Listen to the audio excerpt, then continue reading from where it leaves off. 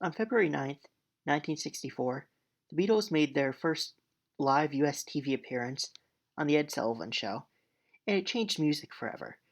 The Beatles are commonly accepted as the greatest band of all time, and in one way or another, they impacted just about all music that came out after them. And their overall cultural impact, it's unrivaled by any musical act or band that has come after them. But why? Why was it? What was it about them, these four boys from Liverpool, that had such a great and lasting impact on society? Well, one of the things that made the Beatles so great was how they evolved over time. When they first became big in the US, their biggest songs were songs like She Loves Me, Twist and Shout, I Want to Hold Your Hand, and these are the songs that kind of allowed the Beatles to gain their fame and their following.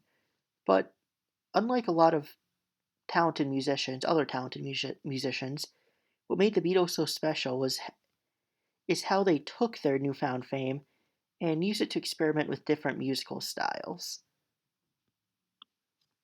The Beatles went from singing mostly optimistic and relatively one-dimensional songs to more psychedelic songs like Strawberry Fields Forever and A Day in the Life, and even just frankly kind of bizarre songs like Rigby and I Am the Walrus.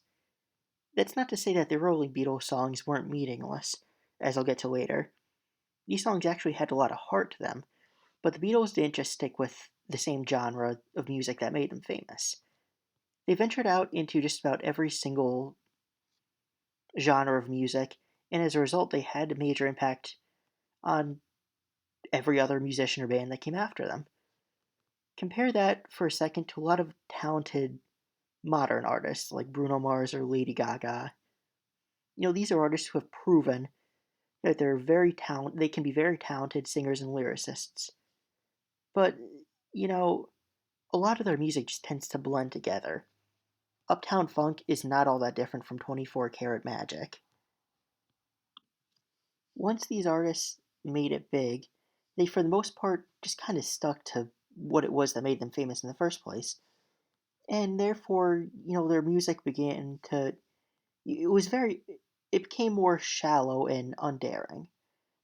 This is why you tend this is why you kind of tend to see this trend in a lot of modern music that songs just kind of become and music in general becomes louder, more simplistic and repetitive and interchangeable.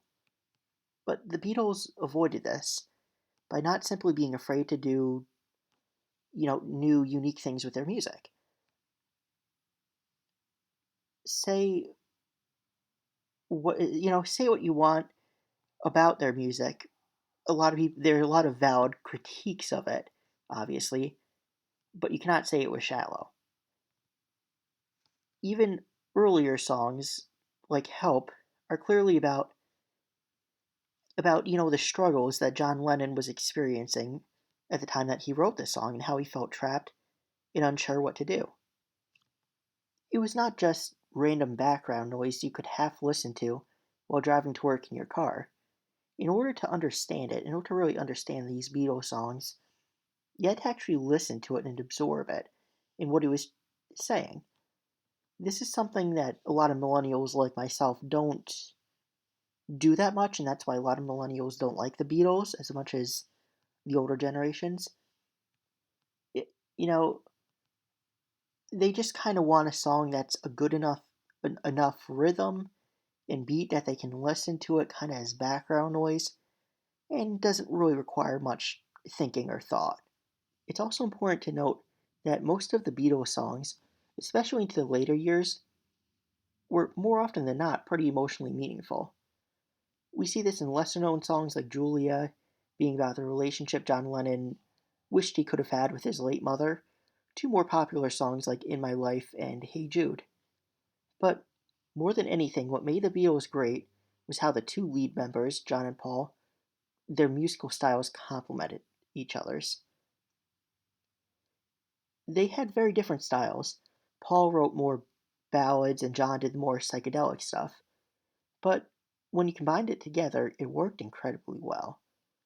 The perfect example of one song that perfectly combined these two musical styles was A Day in the Life, where Paul and John Lennon each had their own verses, which were again very different in style and tone, but we saw how they kind of complemented each other. It made this song work on a higher level. When you listen to songs like Strawberry Fields Forever and Penny Lane back to back, what you notice is on the surface these two songs sound completely different, but then you realize they both have the same purpose. These are both songs about nostalgia for Liverpool, where these two Beatles, they grew up, and it's nostalgia for their childhoods. They both use different landmarks and locations in Liverpool to express this, as well as completely different tones and styles. But when you listen to them back to back, these two songs again complement each other incredibly well. I think the only two songs that in history that complement each other better, I would say would be We Will Rock You and We Are the Champions by Queen. So when you take John's more psychedelic style and Paul's, more down to earth and almost sometimes religious sounding style, and mix it with, the occasional George Harrison song in there, you get what, in my opinion, is the best sounding musical act of all time. And finally, there's the breakup. Now, a lot of Beatles fans don't like the breakup. They think they wish the Beatles had stayed together. But to me, the breakup is a huge part of this group's history and what made them great. There's so many musical acts, TV shows, or movie franchises that go on way too long, they overstay their welcome, and the quality of the art plummets dramatically. The Beatles, on the other hand, only really had 6 years of real fame from 1964 to 1970, so the music never got stale. Yes, they broke up early, but they always made great music.